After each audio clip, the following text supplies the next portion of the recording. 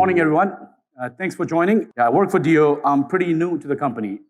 I've been with the company for about 6 months or so. I spent my past life and all the stuff that he talked about me with Microsoft trying to build Azure. It was a fantastic journey, but it was sort of a darker side. I got bored, and I wanted to solve a problem for a customer segment that I struggled to win for decades, right? And that is you guys. That is the SMB and a smaller market where the innovation needs were far more better and bigger to be solved. So I changed the jobs, switched over. I took products about 6 months ago. All right. So yeah, we live in incredible times, thanks to the work of all of you guys that you're doing, right? I know briefly talked about the amazing things that are happening in India, right? The access to technology, the access to mobile data, the infrastructure superhighways that we're building, the data centers, the fibers and whatnot, right? Can you go back and imagine if there was no 3G or 4G, half of the work that you're doing today would be possible? Probably no, right? For a moment, just think about that. What would happen when you have 5G rolled out, right? All the data coming from different kind of devices that you carry along, transmitting at super amazing speed. There's going to be an explosion of data and compute and the opportunity for all of you to build amazing and great products, right? So this is a great time to be in the ID space, and hence it's a great time to be working for a company that provides these cloud infrastructures and building these startup ecosystems that solve really important problems. Again, if you look at the next-gen devs, who are the next-gen devs, right? When I grew up, coding was one of the things that was forced on me to learn, right? Because everybody wanted in India to be either engineer or doctor, and that's how I learned.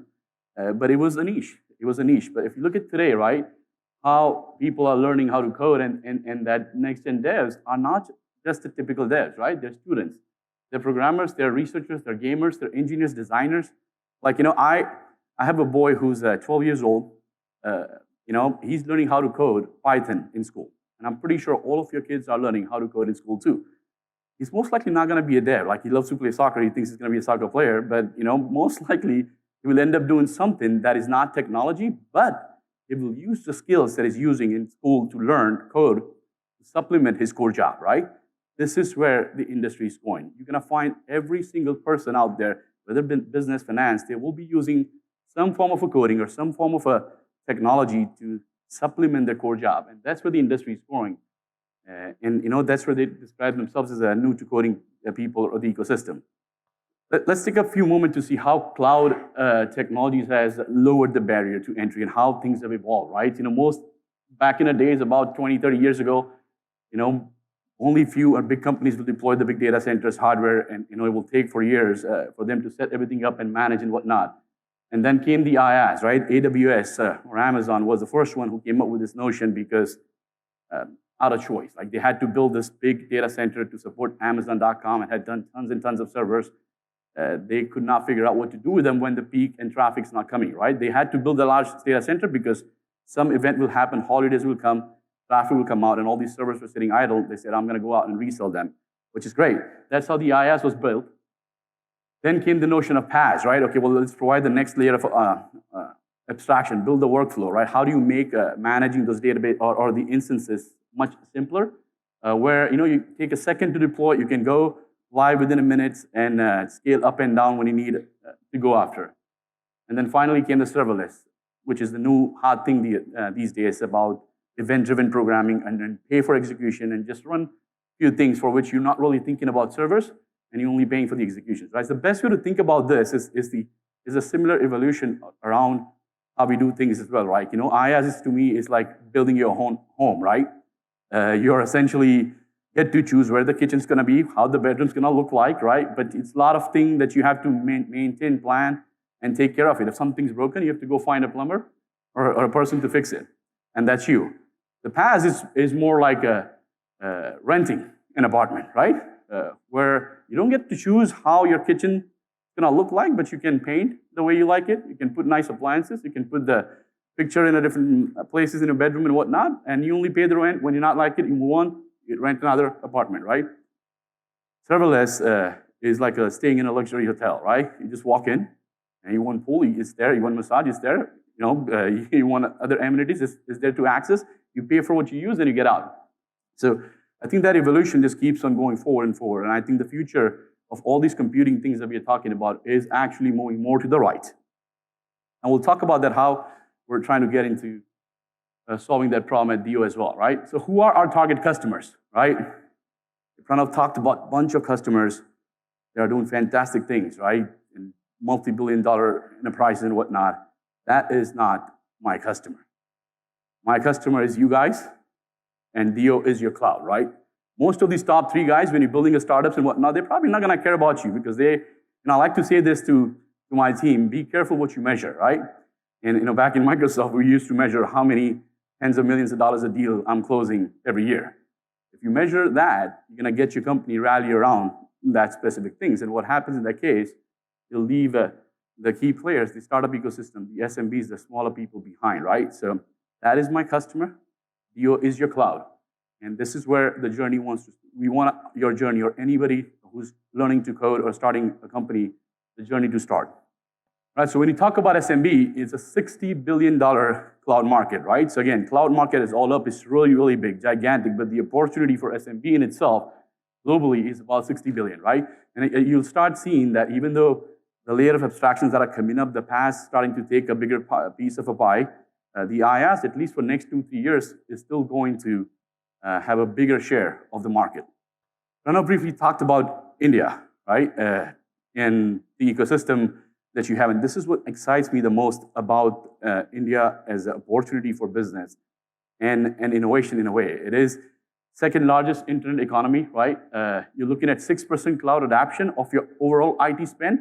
I think some of the numbers that I was looking at, about less than 2% of the GDP has been spent on IT, and of 6% is spent on a cloud. That is still below the global average, and I think half of the markets of US or UK, which is around 14 to 13% of the IT spend goes to the cloud, right? You got the opportunity for the cloud in a way is about $8 billion by 2022. So that's pretty gigantic. And again, the fastest, the startup ecosystem is growing really fast, right? Pranav talked about a bunch of investments that are coming across, right? 33 unicorns, and out of which 10 plus are guaranteed to have a fantastic exit, which will still stay in the unicorns. That speaks about the volume of investments and innovations that are coming in. The student ecosystem is thriving, right? And it's set to take over US by 2021, at least on the dev side of the world. It's a great opportunity, not just India, right? If you think about the APAC region in all up, there's a billion plus population in India. If you keep India aside, just look at Singapore, Indonesia, Philippines, all these regions combined is another billion plus population. 3 generations in the workforce at the same time, and the credit card penetration is still, low double digits, right? So when you look at the size of the opportunity, that's gonna look US, UK look like a drop in a bucket in 3 to 4 years from now, right? This is where the money is going to flow. This is where the innovation is gonna come from. So it's super exciting to be in these places, especially be in India and innovate. And like Pranav was saying, the government is helping out, right? The big daddy is on the right side now. They're thinking through the right investments. They're removing the hurdles to start the ecosystem or the startups, right? When I first joined DO, this is one of the biggest things that came to me as a surprise, right? Again, our purpose obviously is pretty clear. Like PJ said, we want to build a modern app creation, simple and economical for more devs, right? We want to keep the pricing simple and cheap. But the 65 plus NPS survey, right? When somebody told me that this is the survey number that we have for DO, I was just taken back. I'm like, this cannot be right. This is not true for any IT or a cloud company to have such a high number. But the reality is, when I start talking to customers, that's exactly what it is. They really like our products. They really like how it solves their problems. And when they are on the platform, they're super amazing and excited about the opportunity in general, right? Again, it's another quote, like, it's so easy to spin up a droplet in under 10 minutes, right? Zero to prod faster than I get my espresso at Starbucks, which is great. All right, PJ talked about the 4 concepts on which we build our cloud, which is simplicity, community, service, and open, right? Simplicity is a pretty catchy term. And let me tell you, whatever that we do to bring the product across, not from the user experience, from the pricing and what the product should look like, there's a heck of a complexity goes behind bringing the simplicity back to the users, right? And that's what the teams thrives on and is super proud of. So let's talk about what that looks like real quick, right? So half of you have used DO before, right? Droplets, spaces, right? Great. Again, how many of you know that it takes about 55 seconds to spin up a droplet? Like really, really simple and really super fast, right? And we take a lot of pride in that. If you use our object storage, again, really simple pricing, $5 for 250 gigabyte and 1 terabyte of bandwidth. Again, it does not matter which region you're on, you're paying the same price for the bandwidth, unlike any other cloud providers, right? So there's a theme here. You can see, like, we sell Droplet for $5. We have object storage for $5. The VM spins up in 55 seconds. We want to get to 5 seconds, we'll get the 1 terabyte. But yeah, you can tell we love the number 5, right? And I've been told the number 5, the reason how that $5 Droplet price was picked is because our founders really liked Subway sandwich. And Subway back in the days was like $5 sub, like foot long, great. They're like, if Subway can do it for $5, we can do it too. And that's how the pricing was picked. And I guess it worked out pretty well for us, right? So, and we're sticking with it. Even today, fast forward 7 or 8 years, it's still $5 for most of the stuff that you do to help you get started. And it's a great, easy way to onboard. So a set of core compute platform portfolio, right? Again, like I said, when you're building an IaaS offering, you need building blocks to build in applications, droplets, block storage, you have custom images. We recently launched this year, a bunch of perf droplets, like general purpose, CPU optimized, etc. Obviously, the core platform needs the security, right? We try and provide you most of the security feature for free in a way. I was also surprised when I saw that VPC offering, or virtual private network that we give at DO for free. And that was just mind-boggling to me, because back in the old days at Microsoft, I was like, that's the money-making thing for me. Let me just charge more for providing virtual networks, because the enterprise customer will pay for it, and that was great. But when I think about it, it makes sense. It makes sense. These are basics. The security is basic. You have to give it away for free, right? If you cannot nickel and dime people on charging all these things. So again, as we saw, the PaaS is emerging, right? We need to be staying where the market is. More and more customers want no DevOps. They want to have a nice and an easy way to spin out applications with less friction and whatnot. So we recently started investing heavily into a layer of abstraction and building workflows. We launched 3 new services on the managed databases. We support MySQL, Postgres, and Redis. They're all in GA. We have managed load balancers, managed Kubernetes. PJ talked about it. It's one of our fastest growing products line. And again, that's the future of IaaS in general. If you don't have Kubernetes, you probably don't have IaaS. And Project Mako, I'm not sure if most of you know about that, but it's a project that we're working on. It's in a private beta, but it's our first foray into giving a PaaS, a platform as a service, where the deployment is centered around your application. You focus on writing a great code, and we'll take care of deploying that code at larger scale across the world for you automatically. We'll have a public beta, and I'll talk about that in the next slides pretty soon. And again, we spend a lot of time. One of the most amazing thing that I like about my team is a user experience team, right? Those are really super smart guys. They pay tremendous amount of attention to details. Like, how many of you really like the control panel for DO, the UX? You think it's simple, right? You like the colors, they're so beautiful, right? And everything feels like it's placed in the right place, right? It's just a bunch of really smart people, team of 10 people, I guess, just focusing day in, day out to make those experiences better, right? We've talked about community, and I'll briefly touch on that too. Again, the pricing, it's really simple. There has to be that way. It needs to be predictable. If you start comparing against the top 3 providers, at times as your startup grows, it's pretty difficult to understand how much you're going to get charged. If your application starts getting scaled up at much higher rate, your bill will start looking very different too, and it's a sticker shock, right? That's when people go like, whoa, what did happen? My revenue growth's not growing that fast. Most of my money is actually going to those guys. I'm doing something wrong. And you find yourself in a situation at the point like, well, it's not that easy to transition now. I build all these things around here. The bill's looking great. My credit's expired.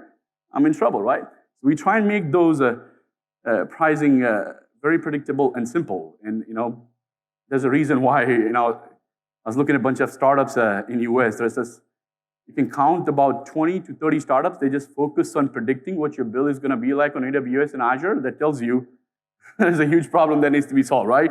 And that's something that we strive pretty hard to essentially say, you know what you're going to pay for. Bandwidth, again, it does not matter which region you're on, right? We have to pay more on top of that, like to provide a bandwidth in Singapore, or probably in Bangalore as well. We eat the cost because we're going to keep the pricing simple so people know what they're paying and what they're getting for it, right? So that's one of our biggest value prop. Marketplace, right? Again, it's another layer of abstraction on deploying stuff on a IaaS or a VM or a droplet, right? You know, one of the biggest learnings that we had back in the day is like people are coming in spinning up droplets to run WordPress. So why not make it easy to have a one-click application in a marketplace so people can come in and just install whatever they like and get going within no time, right? So we started with the one-click deploy in a marketplace. Is ever evolving. I think we have more than 100+ partners onto a marketplace. And I think every day we get about 10 to 15 submissions from startups and people who want to be part of DO Marketplace.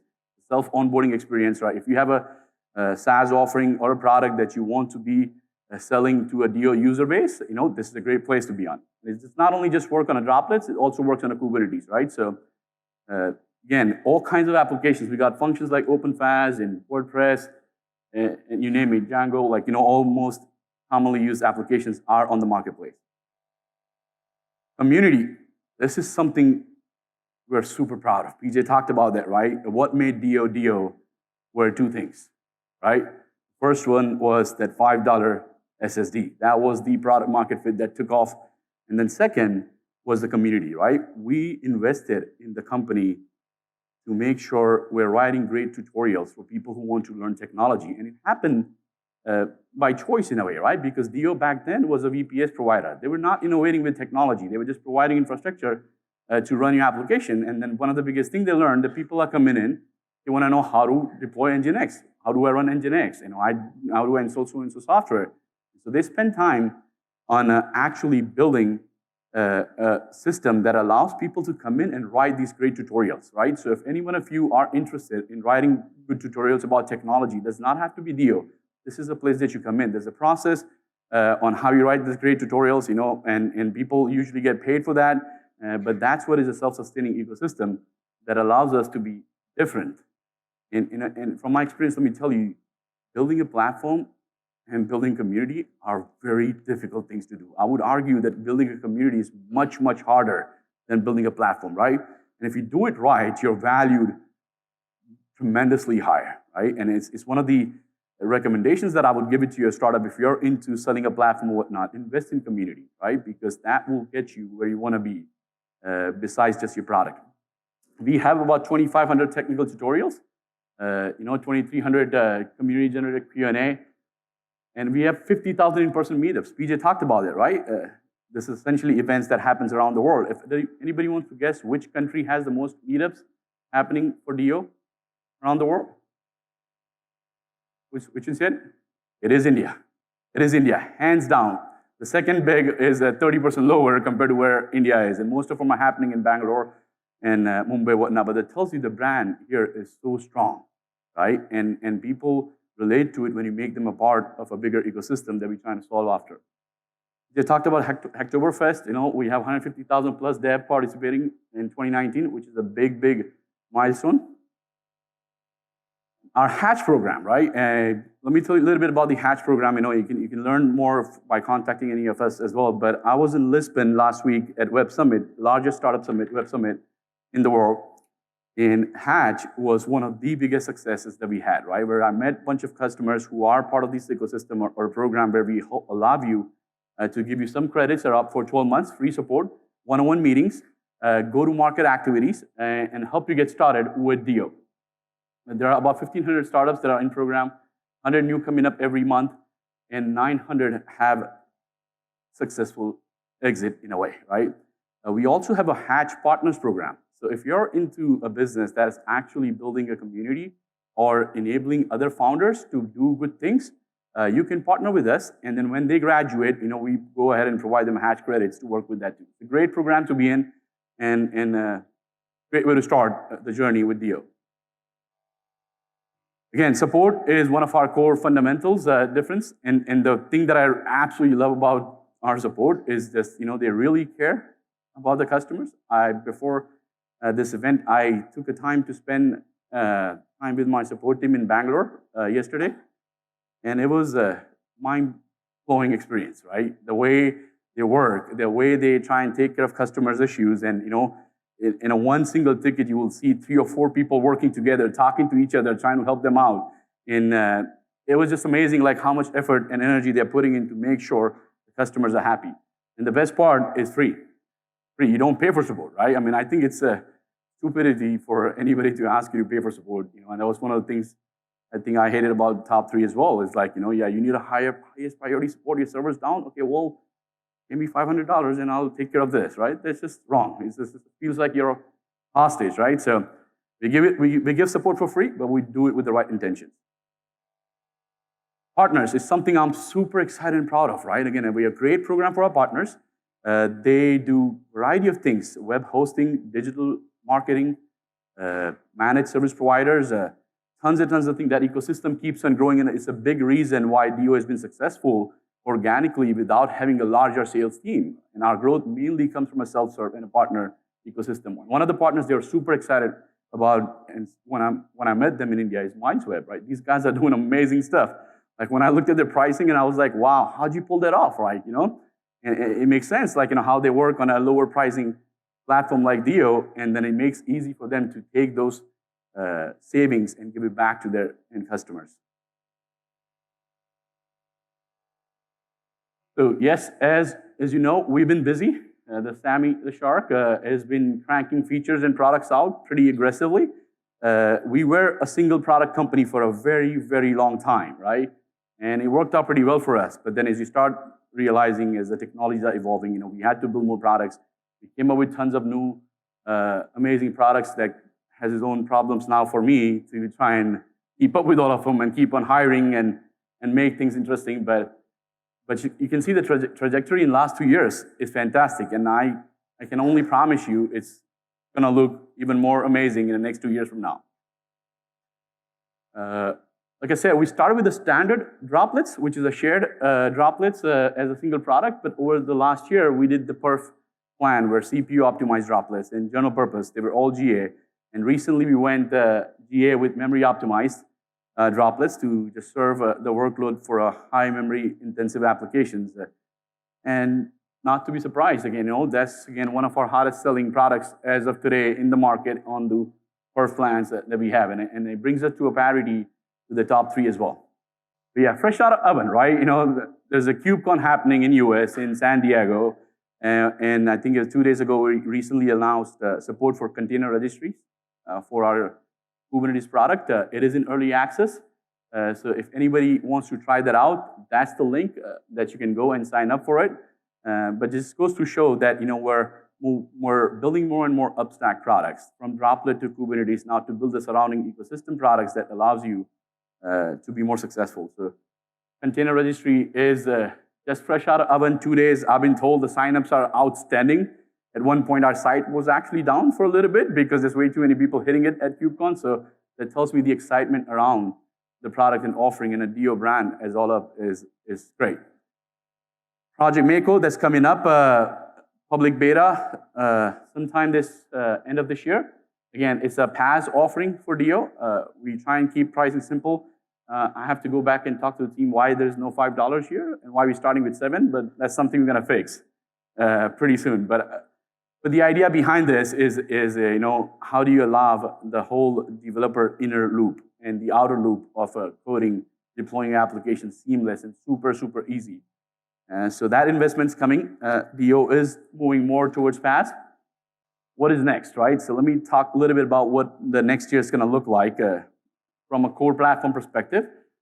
We do have plans to support a different type of droplets, including AMD's, IO optimized droplets, and at some point we want to get into GPUs just to support the AI and ML workload. We want to make our spaces more performant and have another tier for spaces. Obviously, Kubernetes has to keep on evolving and add more features. Same with databases. We are thinking about expanding in new regions, right? So which is always exciting. Not just emerging market, but the places where we have the largest opportunity to go after our brand. VPC is coming to GA, I think the Q1 of 2020. On the dev experience side, the payment improvements using local currencies. And I was told that, customers in India would love this feature, right? It's one of the biggest things that PJ kept on asking for a very long time. Like, we have a data center in India, but you don't support local currency, right? So I think today we're going to roll out to 50%, not just the pre-auth part. So you can actually get pre-approved using your local credit card and start using your products. And when the bill comes in, you probably have to call the bank to allow to do a US transaction, but we're going to fix that. So next year, we're going to have a support for local currencies and essentially reduce the friction. Bunch of investments around API, CLI. The Paas we talked about a little bit. Static sites. How many of you are a fan of static sites? Right? How many want them for free? Right? Well, you have it. It's something that we're working on. We're going to get the static sites, we're going to give it away for free. Right? And that's the investment that's coming up sometime in Q1, Q2 next year. Function as a service, like obviously you do Paas, containers are a thing, but then at the same time, people want to have an ability to act on an event. If this happens, go spin out a container, execute a few things, write data on some spaces, do the job and whatnot, right? So that next layer of abstraction that I told you about, that 100 million plus devs, right? This is where the market is. So we are planning to launch a function as a service sometime the end of 2020, right after we're done with Paas. And again, marketplace, we'll just keep on expanding on that. New apps, categories. If you have an application, want to be in our marketplace, reach out to me. There's a simple process to get onto it. We are doing more integration with our Kubernetes offerings, and we are exploring opportunities to provide a SaaS and an API partners to resell their services on our marketplace. Not just deploy on a DO, but if you have your SaaS offering running somewhere else, hopefully on DO, but want to have access to our large user base and sell that service, you will be able to through our marketplace sometime in 2020. Now with that, I will end the presentation, and thank you very much.